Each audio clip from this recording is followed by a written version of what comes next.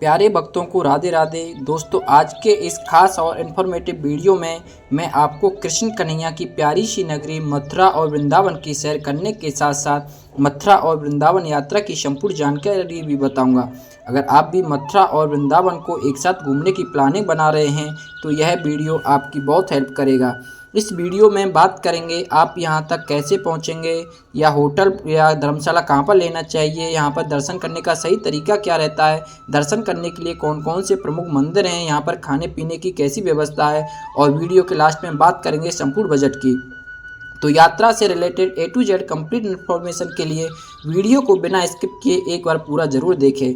तो चलिए आज मेरे साथ घूमिए कृष्ण कन्हैया की प्यारी सी नगरी मथुरा और वृंदावन में। कमेंट बॉक्स में राधे राधे जरूर लिखें। तो चलिए फिर एकदम से शुरू करते हैं और जानते हैं आप यहाँ तक कैसे पहुँचेंगे। यहाँ तक आने का सबसे सस्ता रास्ता और अच्छा तरीका है ट्रेन का। आपको हर प्रमुख स्टेशन से मथुरा तक डायरेक्ट ट्रेन मिल जाती है। वहीं अगर आप बाय रोड आना चाहते हैं तो आसपास के राज्यों और शहरों से यहाँ तक के लिए बस फैसिलिटी भी है। आप अपनी खुद की कार से भी यहाँ तक आ सकते हैं। मथुरा वृंदावन दोनों ही प्लेसेस पर आपको कार पार्किंग फैसिलिटी मिल जाएगी। बात करें फ्लाइट की, यहाँ का नियर एयरपोर्ट आगरा में है, जो यहाँ से लगभग 50 किलोमीटर की दूरी पर स्थित है। आगरा तक आने के बाद में आप बस या ट्रेन के लिए टैक्सी के माध्यम से मथुरा या वृंदावन तक आ जाएंगे। तो चलिए यात्रा की शुरुआत करते हैं और जानते हैं कि आपको मथुरा या वृंदावन में पहले कहाँ आना चाहिए। दोस्तों, सबसे पहले हम लोग चलेंगे वृंदावन। वृंदावन में दर्शन करने के बाद फिर हम लोग मथुरा को कवर करेंगे। मथुरा रेलवे स्टेशन के बाहर से ही आपको ऑटो और ई रिक्शा मिल जाएंगे। ऑटो रिक्शा वाले आपसे 9 किलोमीटर दूरी के लिए 20 से 30 रुपये का चार्ज करते हैं। दोस्तों, अगर आपकी ट्रेन रात में मथुरा पहुंचती है तो रात में आप स्टेशन पर ही आराम करिए। सुबह 5 से 6 बजे ही वृंदावन आइए, क्योंकि अगर आप रात में वृंदावन आते हैं यहाँ पर आपको सब कुछ बंद मिलेगा। ना आपको रुकने के लिए होटल या धर्मशाला मिलेंगे, ना ही आपको कोई दुकान खुली मिलेगी। तो रात में आप स्टेशन पर ही आराम करिए। तो चलिए अब हम लोग पहुंच चुके हैं श्री पावन धाम वृंदावन, और अब हम लोग बात करेंगे रुकने की। आपको रुकने के लिए होटल या धर्मशाला कहां पर लेना चाहिए। दोस्तों, आप श्री बांके बिहारी मंदिर साइड रुक सकते हैं। आप चाहें तो प्रेम मंदिर साइड में होटल या धर्मशाला ले सकते हैं। दोनों साइड ही आपको बहुत से होटल और धर्मशाला मिल जाएंगे, लेकिन मैं आपको एडवाइज करूंगा कि आप बांके बिहारी मंदिर के 500 मीटर की रेंज में होटल या धर्मशाला ले लीजिए। यहाँ पर धर्मशाला के रेट 600 से स्टार्ट हो जाते हैं और वहीं होटल 800 से स्टार्ट हो जाते हैं। 12 से 1500 की रेंज में आपको बहुत ही अच्छा सा होटल मिल जाएगा। दोस्तों, अगर आप संडे या सैटरडे किसी फेस्टिवल, होली, दिवाली, जन्माष्टमी या फिर आप किसी भी हॉलीडेज पर यहाँ पर आते हैं तो आप कोशिश करिए कि पहले से ही ऑनलाइन रूम बुक करा दें, क्योंकि यहाँ पर बहुत ज़्यादा भीड़भाड़ होती है। हो सकता है कि आपको सभी होटल फुल मिलें। तो चलिए अब हम लोग बात करते हैं दर्शन की। दोस्तों, अगर आप सुबह 8 से 9 बजे तक वृंदावन आ जाते हैं तो सबसे पहले आप बांके बिहारी मंदिर साइड दर्शन कर लीजिए, और शाम को हम लोग प्रेम मंदिर साइड के सभी मंदिरों को कवर करेंगे, क्योंकि शाम को लाइट्स में इनकी खूबसूरती और भी ज़्यादा बढ़ जाती है। दोस्तों, वृंदावन में सभी मंदिरों के खुलने और बंद होने की फिक्स टाइमिंग है। मंदिर सुबह 7:30 बजे खुलते हैं और लगभग 1 बजे बंद हो जाते हैं। फिर शाम को 4 बजे खुलते हैं और रात में 8 बजे मंदिरों को बंद कर दिया जाता है। तो आपको यहाँ पर टाइमिंग का विशेष ध्यान देना रहता है। तो चलिए सबसे पहले हम लोग चलेंगे श्री बांके बिहारी मंदिर। श्री बांके बिहारी जी के दर्शन करने पूरा रास्ता मार्केट बनी हुई है।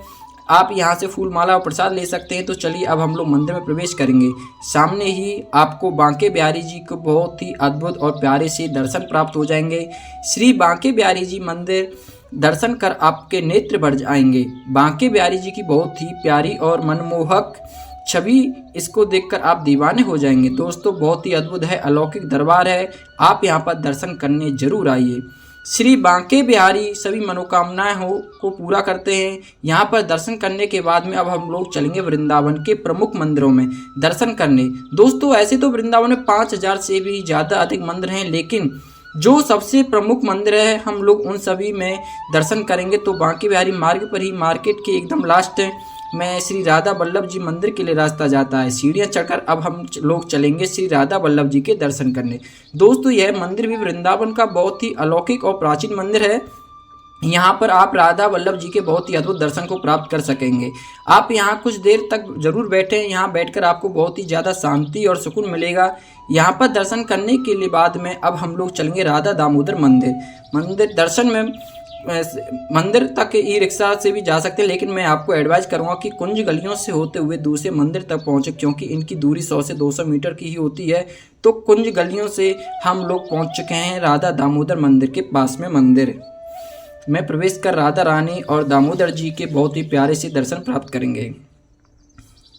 यहाँ पर आप भक्ति भाव में जरूर झूमिए, आपको यहाँ पर बहुत ही ज़्यादा अच्छा लगेगा। तो यहाँ पर दर्शन करने के बाद में अब हम लोग चलेंगे अपने अगले स्थान पर, जो सेवा कुंज जिसे निकुंज वन भी कहते हैं। निकुंज वन निधिवन का छोटा सा स्वरूप है।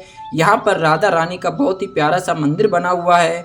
यहाँ पर दर्शन करने के बाद में अब हम लोग चलेंगे निधिवन। दोस्तों, निधिवन भी अपनी विशेष मान्यताओं के लिए बहुत ही ज़्यादा प्रसिद्ध है। ऐसी मान्यता है आज भी भगवान श्री कृष्ण रात में यहाँ पर मुरली बजाने आते हैं और साथ ही साथ 16,000 गोपियों के साथ में रास भी रचाते हैं।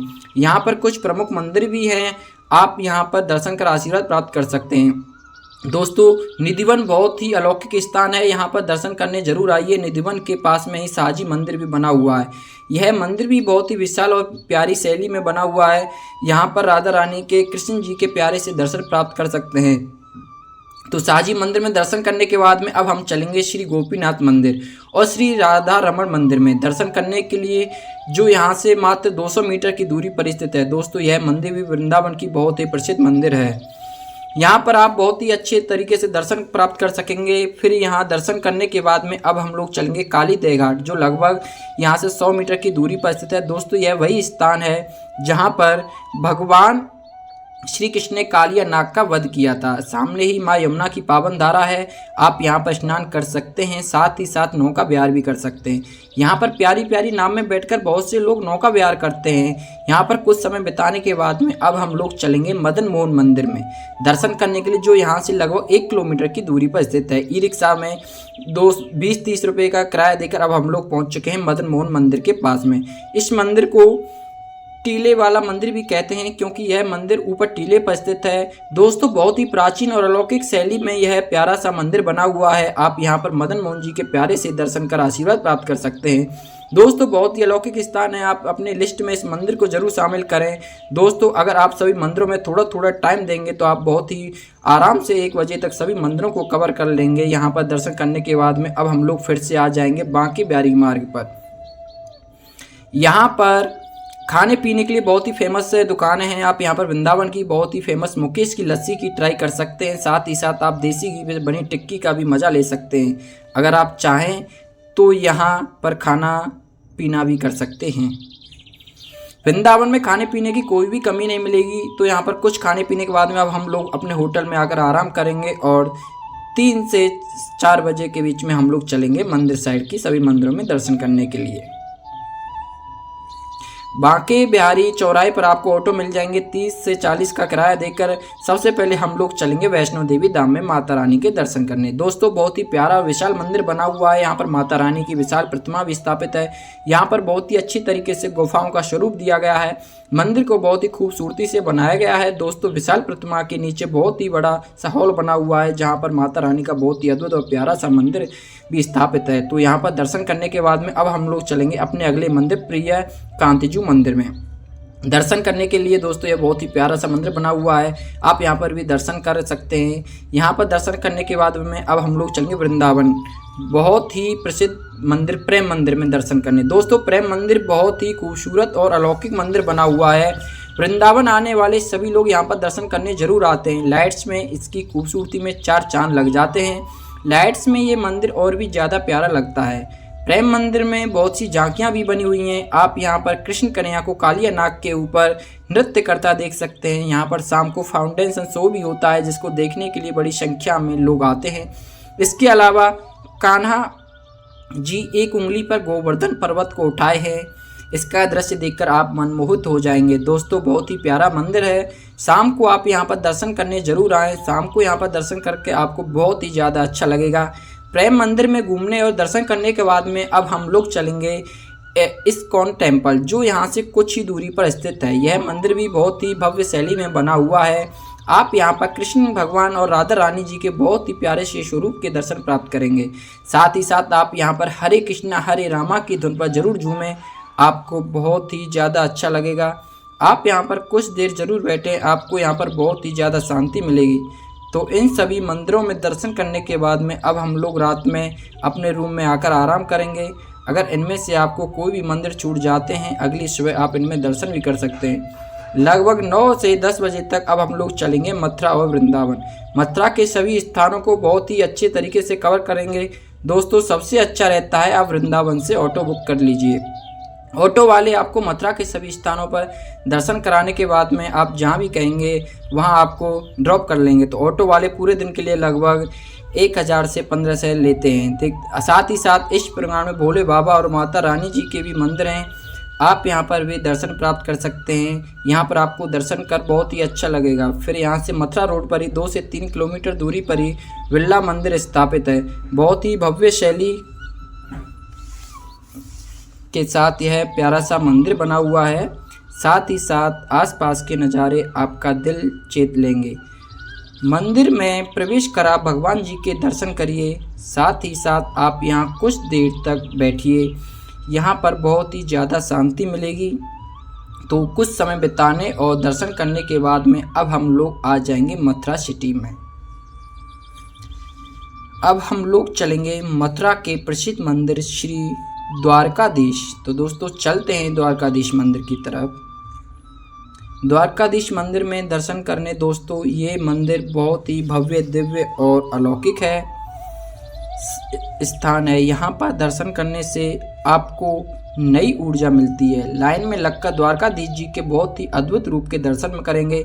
जिस तरह से मंदिर बहुत ही प्यारे प्यारे रंगों से बना हुआ है, भगवान श्री कृष्ण आपके जीवन को भी खुशियों के रंगों से जरूर भरेंगे।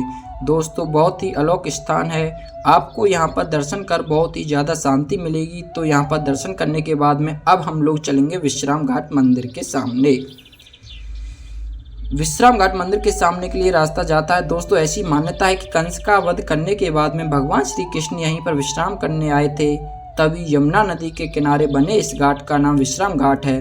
दोस्तों यह बहुत ही प्राचीन और विशेष मान्यताओं वाला घाट है। यहाँ पर बहुत से मंदिर भी बने हुए हैं, आप यहाँ पर दर्शन कर सकते हैं। साथ ही साथ घाट के किनारे अगर आप कुछ पूजा पाठ कराना चाहते हैं तो यहाँ पर आप पूजा पाठ भी करा सकते हैं।